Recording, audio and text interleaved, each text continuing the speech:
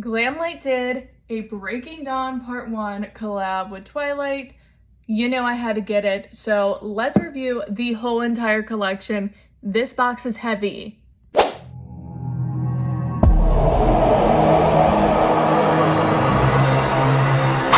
So let's go ahead and start with the box itself. This is definitely a collector's piece here. The lenticular motion on the front, the little clasp, and let's go ahead and open her up. Are you kidding?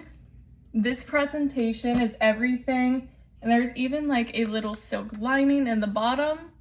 When you buy the full collection, it does come with this card as well, which is like their little wedding invitation. I am in love. I do want to note, the bag actually comes in the full collection. I know a lot of times Glamlite has their bag sold separately from the PR box. This one's included. And there's just so many beautiful details about this bag. And then the inside, that blood red color. Next, we have to talk about this mirror because I will be using it to help me create the look today. Again, just stunning details with this whole mirror in the front of it. Are you joking? Like, I am obsessed. Let's go ahead and get into the tutorial. There's two different eyeshadow palettes. Obviously, Jacob on one eye, Edward on the other, so we can use both palettes and get the complete vibe of the collection. Now, with the Edward palette, I have seen a lot of people comparing the color story in here to other previous palettes. I have those previous palettes, so we're going to compare right now. I have seen this color story compared to two of the other palettes here, the Ghostface Returns and the Chucky Crazy in Love. So I'm going to show you side by side what each of those looks like. So first up is the Chucky Crazy in Love. Now, is there some similarities? Yes, but these shades are definitely a lot brighter, where these are darker, murkier tones. These are a lot brighter, and there's definitely a lot more shimmers, and the shimmers are even brighter than the ones in here. So I would say if you have this one is still different enough, in my opinion, to where it's not going to be too much of an overlap. Same with the Ghostface Returns. Is there some similar shades? Yes, but the overall vibe of both palettes is very, very different. Like, do you see this? They are very, very different. This one has no purples or anything like that. Edward definitely has some purpley tones and brighter shimmers. We had to get that out of the way. Let's start the eye look. I'm going to start with Mind Reader, which is a deep, plummy, purpley brown. And we are just throwing this in the crease to set up the eyes. Well, since I'm doing two different looks, which is going to be weird for me because I haven't done that in a long time. And it would not be me if I did not use the black, which is called Forks. And I am just deepening this outer corner here, just a little. I really want to play with the purple tones in here, so we're going to grab Renesmee. Oh, she's so pretty. And we're going to put this on this outer portion of the lid, just right in here. Now we're going to take Vegetarian up here, which looks like this, and fill in the rest of the lid. I did forget to put black eyeliner on, so I'm going to do that real quick. Inner corner, I'm going to use this shade called Century. It is so bright and wet looking. Yeah. Underneath the eye, I want to play with a little bit of the red, so I'm going to take Volturi, and we're just going to smoke out the lower lash line with this shade. Oh, that is really pretty. Honestly, this might be my favorite Glamlite palette as of yet. This is gorgeous. But we still have Jacob to play with here, so let's get into this color story. Now this one is definitely a lot more neutral. There's some pops of green in here, but this would be a great everyday kind of a palette. I could definitely see myself using this on a daily basis just for a nice, quick, easy, neutral look. She's pretty. I feel like we have to use the shade called Jacob, so let's start with that in the crease. These are definitely going to be two very different vibes. Like this is more my gothic emo side coming out, and then this is going to be more everyday. We're going to grab some lip push and use that to deepen up the outer corner. Let's use Shapeshifter just for a little more fun. Oh yeah.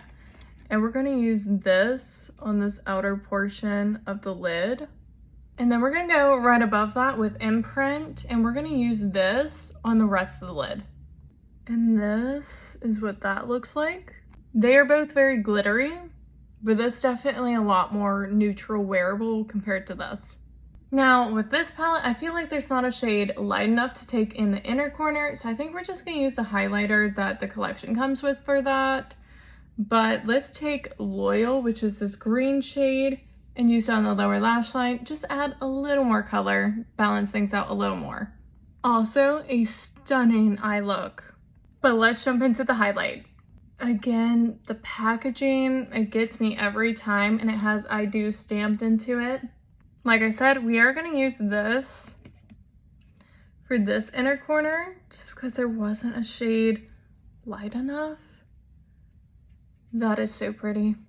And of course, we're using it on the rest of the face as well.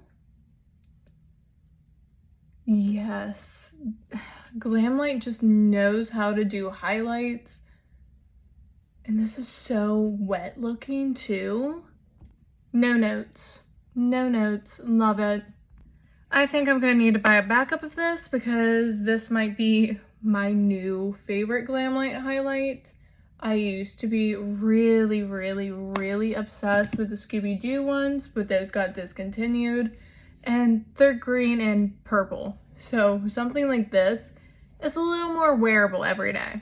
I'm just going to finish up with some mascara. I don't want to do eyeliner and cover up what we just did. And then we'll do the lip kit. Now we have the Cullen lip kit. This is not going to be for the faint of heart. I like a bold lip, and this is going to give you a bold lip. Starting with the lip liner, which is completely pitch black. Creamy, beautiful. Let's move into this lipstick. The packaging, again, like the details. This color. Oh yeah, we're going there. Ooh. I love a dark vampy lip. I just do. And I think this lip gloss is just going to take it to another level. So let's go ahead and top it. Oh yeah. And the lip gloss kind of smells like sour candy apple. We have one final product, which is why it took so long for it to get in. This is the Vampire Skin Spray. Now this is a glitter spray. I'm a little nervous. I am. I've never used a product like this, but let's do it. Let it dry. Oh. I think I was a little too close when I sprayed that. Oh my God. So I'm just gonna take my powder brush and try to knock a little bit of this off. Oh wow, so definitely be careful. And the hair, I kind of like it. It's kind of cute. On the décolleté area, that's more of what I was going for. This looks like I got hit in the face with a disco ball, which is definitely not what I was going for. I'm gonna use my sponge and just kind of tap over some of these areas. Oh yeah, that helped. So I'm telling you now, if you get this, be careful because a lot of glitter comes out all at once. So be careful and definitely do it further away than I did it. But this is the final Twilight Glamlite collab look. I am obsessed. I definitely wish I didn't do this. That's my one regret. Here, we're just gonna back up a little bit and just do a little bit more on the body. Like, that is pretty. Like, that was intense. Just rub it out. So pretty. I feel like a hot mess, but this was definitely so much fun to film for you guys. I am obsessed with this collection. I love Twilight. I'm a huge Twilight fan.